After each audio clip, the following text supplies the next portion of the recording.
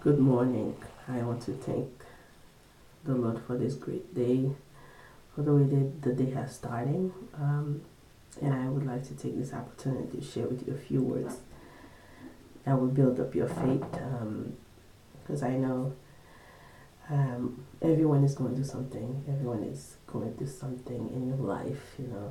Sometimes it feels like you don't know what to do. You feel under pressure. You feel you're not sure how to go about moving forward because sometimes it's things that so dear to us that we're dealing with.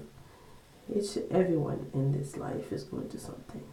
If you're not going to something, you will be going to something, or you're just leaving something that you know. So all of us, we have a journey in this life, and sometimes it's not pleasant. At times, we feel like we find it very unpleasant.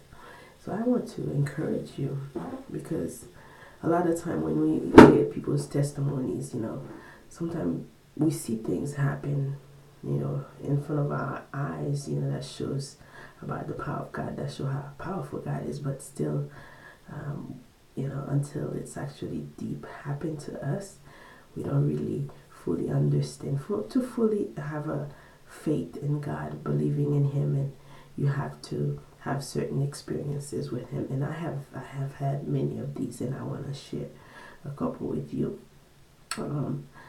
Because everything that we have in this life, we have to, as Christians, we have to approach them, see them as that we are stewards of everything that God has given us, and that we don't own anything. Everything that we do have is God's possession. You have to see things that you have as God's possession, otherwise that the enemy will frighten you, will take advantage to make you fear and all of that.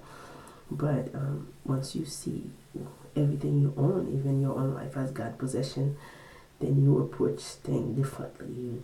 You understand that you belong to God, and there is nothing that you own. I remember my son, my baby boy, my firstborn baby, when I the way the Lord appeared to me to tell me about this baby. And I wanted a child so badly, but when I find it was not coming, and I was praying, I wanted a baby. At a certain age, there are things that you want, and one of them was having a baby.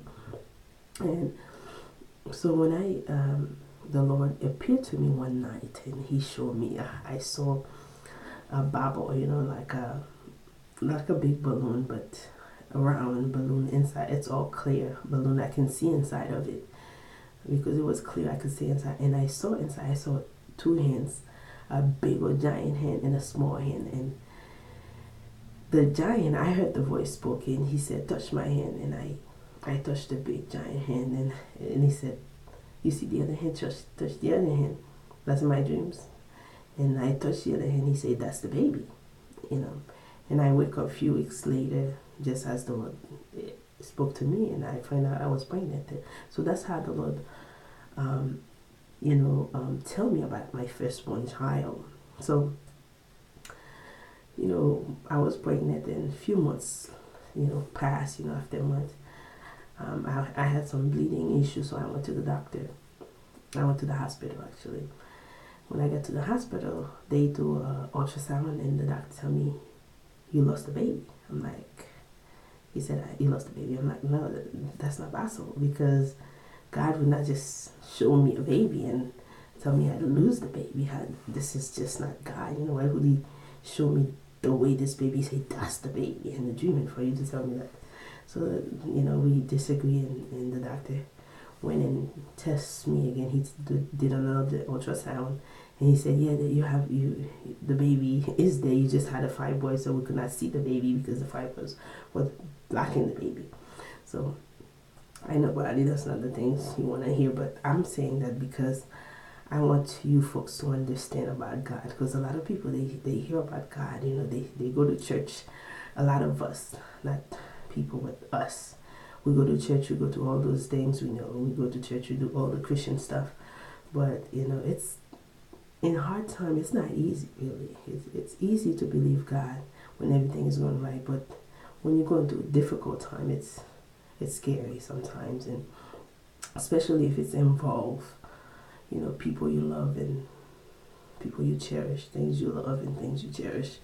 It's not easy, so I want to encourage you to understand. I'm sharing these testimony with you not because I want you to understand how strong I am in faith. I'm not. I'm just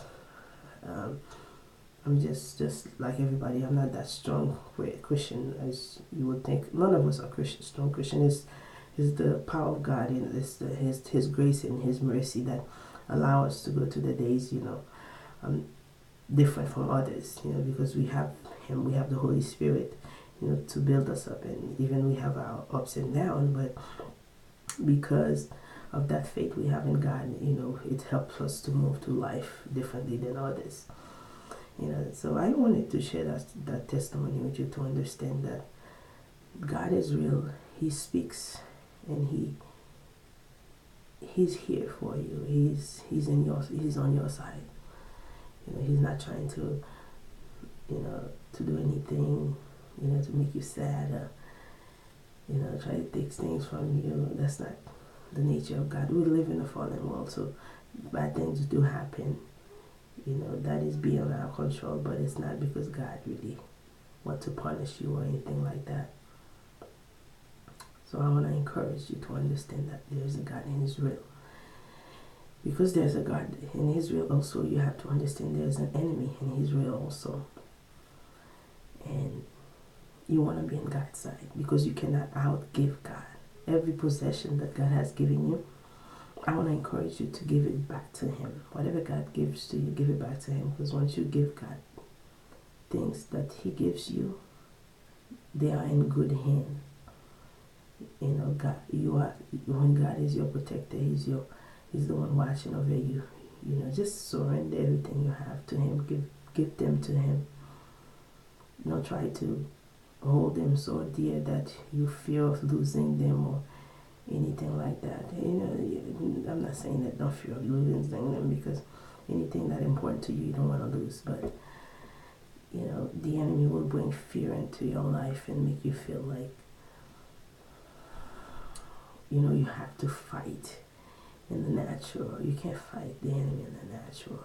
It's not possible. There's too much things that can happen. Accident happen every day. Sickness happen.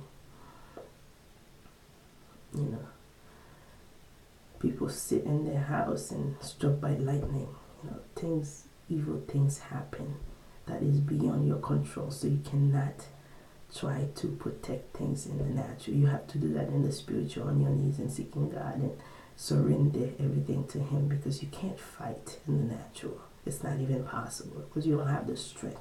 There are billions of people in the world. It's only you think only one person can fight billions of people.